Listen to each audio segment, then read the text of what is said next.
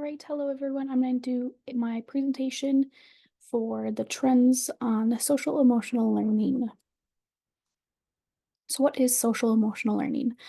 Social emotional learning is the process of developing the knowledge, skills, and attitudes that help people, specifically with education, students achieve their goals, ways to manage their emotion, and ways to build healthy relationships. CASEL, the Collaborative for Academic, Social, and Emotional Learning, defines SEL as an integral part of education and human development. SEL is the process through which all young people and adults acquire and apply the knowledge, skills, and attitudes to develop healthy identities, manage the emotions, and achieve personal and collective goals, feel and show empathy for others, establish and maintain supportive relationships, and make responsible and caring decisions. If we look at social emotional learning in schools, it's different per school, but I had talked with a colleague. This was a second grade teacher colleague, and she stated that the teachers teach SEL and encourage students to use these strategies and techniques they learn.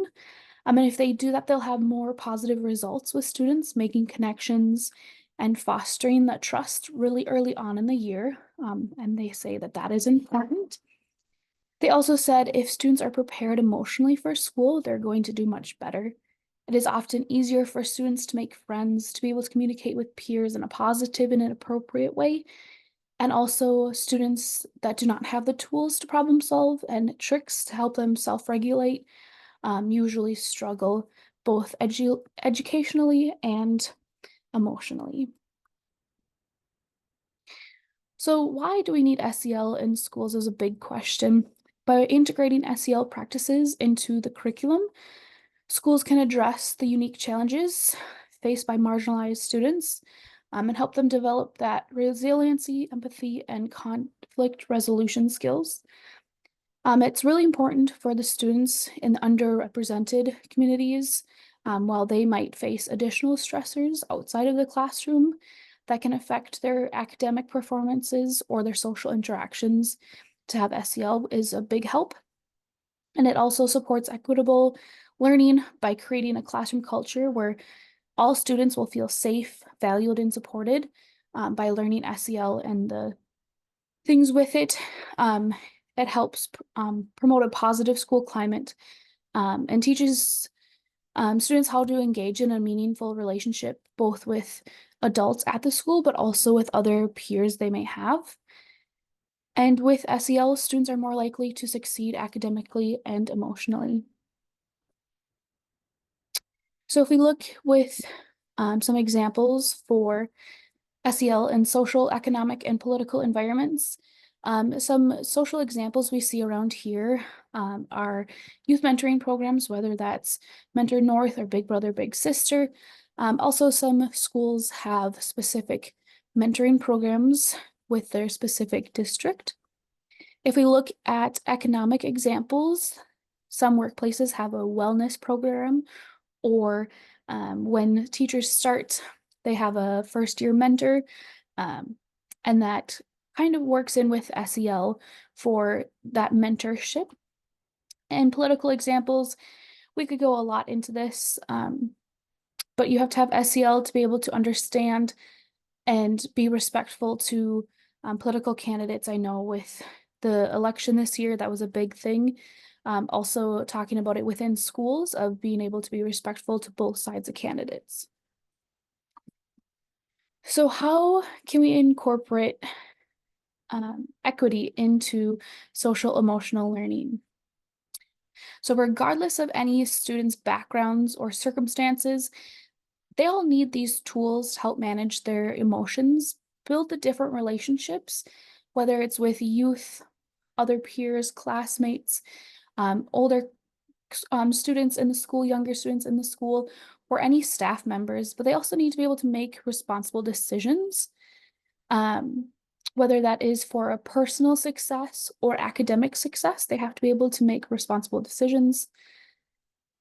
We can also promote equitable outcomes by ensuring that students, no matter their background, whether it's a diverse background or not, um, a lot with systematic barriers such as poverty, racism, and disabilities, have the opportunity to develop the social and emotional um, competencies, and they're needed for thriving in schools, right?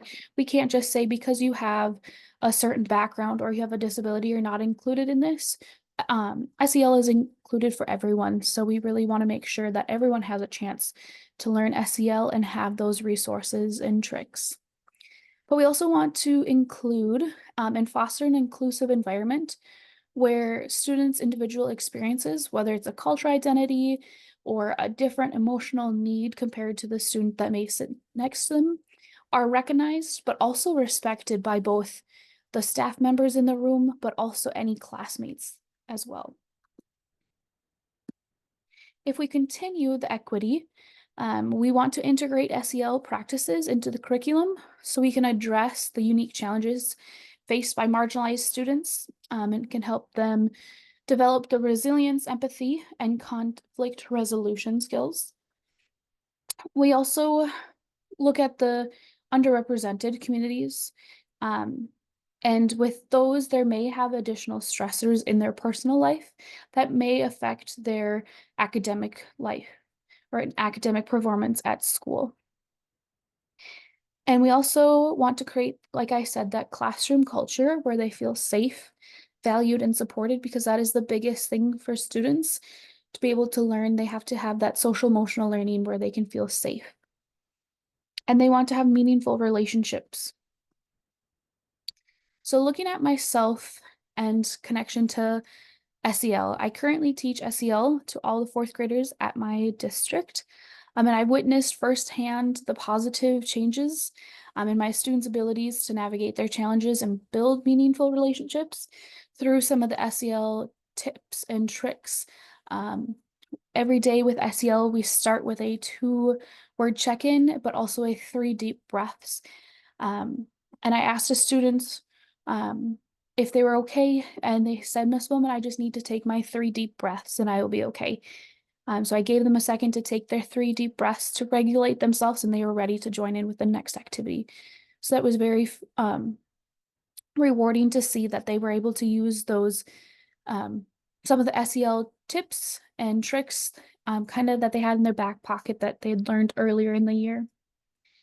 I'd also, looking ahead, would like to integrate SEL into my daily routines rather than just a standalone lesson. Normally we have just SEL time in the afternoon. I would love to be able to just incorporate more into my daily routines, whether it's problem solving discussions, group activities, helping students connect more with their emotional growth, with their learning, but also expand the resources, whether it's more picture books that go with SEL curriculum, and also talk about some more feelings and emotions with the different book clubs that I have with students who read at my table with me. And some new learnings or questions I'm still pondering with social emotional learning. I know my district, not every grade level has a teacher specifically that teaches SEL.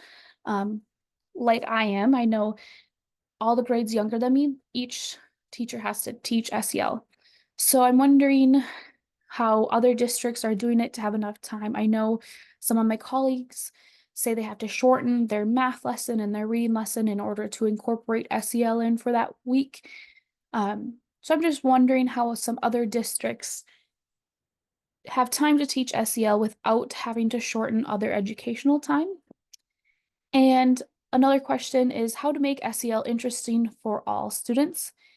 I have some students who are very interested in social emotional learning. They've gone through some things in their life and this really helps them. They've gone through some rough patches with friends and this helps them understand other people's emotions and feelings and what they might be going through. So they're really intrigued with SEL. And I have some other students who don't want to take any time to even try or try to understand what social emotional learning is. So just trying to figure out how to make social emotional learning interesting for all students. And that is all I have. Thank you very much.